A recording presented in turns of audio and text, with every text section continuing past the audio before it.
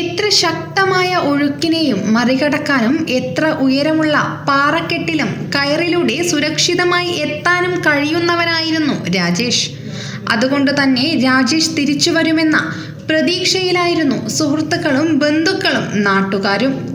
എന്നാൽ 4 ദിവസത്തെ തിരച്ചിലിനൊടുവിൽ കാര്യങ്കോട് പുഴയിലെ തുരുത്തിൽ രാജേഷിന്റെ മൃതദേഹം കണ്ടെത്തിയതോടെ ആ പ്രതീക്ഷ കണ്ണീരായി മാറി. മലവെള്ളപ്പാച്ചിലിൽ പുഴയിലെ തുരുത്തിലൊറ്റപ്പെട്ടുപോയ ബെന്നിയെ രക്ഷിക്കാനെത്തിയതായിരുന്നു തിരുവനന്തപുരം കല്ലിയൂർ സ്വദേശി റാപ്പലിംഗ് ഇൻസ്ട്രക്ടറായ രാജേഷ്. ബെന്നിയെ കരയിലെത്തിക്കുന്നതിനിടെ കയർ ഉറപ്പിക്കുന്നതിനിടയിൽ രാജേഷ് പുഴയിലേക്ക് നീന്തിയെത്തി.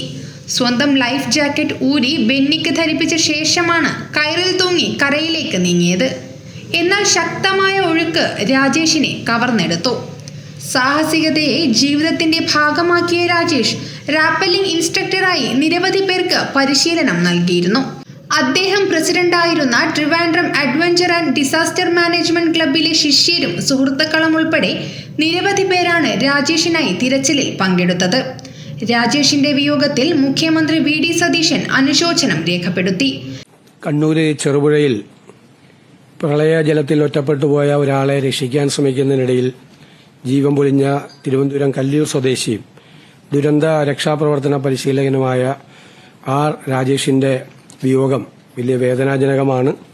മുൻപും പ്രളയകാലത്ത് ഇദ്ദേഹം ഈ ദുരന്തമുഖങ്ങളിലെല്ലാം രക്ഷാപ്രവർത്തനം നടത്തിയിട്ടുള്ള ഒരാൾക്ക് സ്വന്തം ജീവൻ തണവൽഗണിച്ചാണ് അദ്ദേഹം മറ്റൊരാൾക്ക് ജീവന്റെ വെളിച്ചം നൽകിയത്. രാജേഷിന്റെ കുടുംബാംഗങ്ങളുടെയും ദുഃഖത്തിൽ പങ്കുചേരുന്നു. അദ്ദേഹത്തിന് സംസ്ഥാനത്തിന്റെ ബഹുമതി സ്റ്റേറ്റ് ഓണർ അദ്ദേഹത്തിന് നൽകാൻ തീരുമാനിച്ചിട്ടുണ്ട്. അദ്ദേഹത്തിന്റെ പൂർത്തിയാകാത്ത വീട് പൂർത്തിയാക്കി കൊടുക്കാനും ഉള്ള തീരുമാനമെടുത്തിട്ടുണ്ട്. മുഖ്യമന്ത്രി വി.ഡി. സതീശൻ വീട്ടിലെത്തി രാജേഷിന്റെ മൃതദേഹത്തിൽ ആദരാഞ്ജലികൾ അർപ്പിച്ചു. രാജേഷിന്റെ 2 കുട്ടികളെയും കുടുംബാംഗങ്ങളെയും ആശ്വസിപ്പിച്ചു. സാംസ്കാരിക ടൂറിസം മന്ത്രി പി.സി. വിഷ്ണുനാഥ്, വൈദ്യുതി മന്ത്രി സണ്ണി ജോസഫ് രാജേഷിന്റെ മൃതദേഹത്തിൽ ആദരാഞ്ജലികൾ അർപ്പിച്ചു. എം.എൽ.എമാരായ M. Vincent, V. Joy, T O. Mohanan എന്നിവരും ആദരാഞ്ജലികൾ അർപ്പിച്ചു.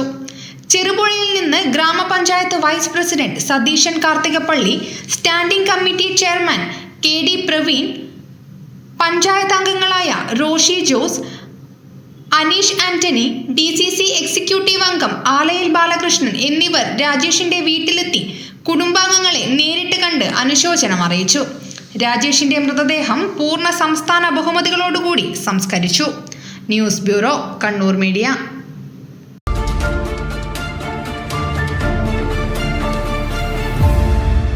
ശരി, പറയ്, എന്താ ഇങ്ങനെ പ്ലാൻ?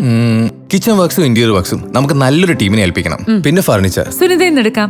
അവിടെ ആകുമ്പോ എല്ലാ മോഡൽ ഫർണിച്ചറും അവൈലബിൾ ആണ്. മോഡേൺ വേണമെങ്കിൽ മോഡേൺ, ട്രഡീഷണൽ വേണമെങ്കിൽ ട്രഡീഷണൽ. ഇനിയിപ്പോ ഇമ്പോർട്ടഡ് ഫർണിച്ചർ വേണമെങ്കിലോ അതും സുനിതയിലുണ്ട്. ചേട്ടാ, ഫർണിച്ചർ സുനിതയിലാണെങ്കിൽ മോഡുലർ കിച്ചണും ഇന്റീരിയർ വർക്സും അവരെ തന്നെ ഏൽപ്പിച്ചാ പോരെ? അതിനവർ ഇന്റീരിയർ വർക്സ് ഒക്കെ ചെയ്യുന്നുണ്ടോ? ഒരു വീടിന്റെ മുഴുവൻ ഇന്റീരിയർ ഡിസൈൻ ചെയ്ത് ഫിനിഷ് ചെയ്യാനുള്ള സ്പെഷ്യലൈസ്ഡ് ആൻഡ് എക്സ്പീരിയൻസ് ടീമും സ്വന്തമായ ഒരു മാനുഫാക്ചറിംഗ് യൂണിറ്റും ഉണ്ട് സുനിതയ്ക്ക്. ഇപ്പോൾ ഏത് ജനറേഷന്റെയും ഫേവറേറ്റ് സുനിത ഫർണിച്ചർ.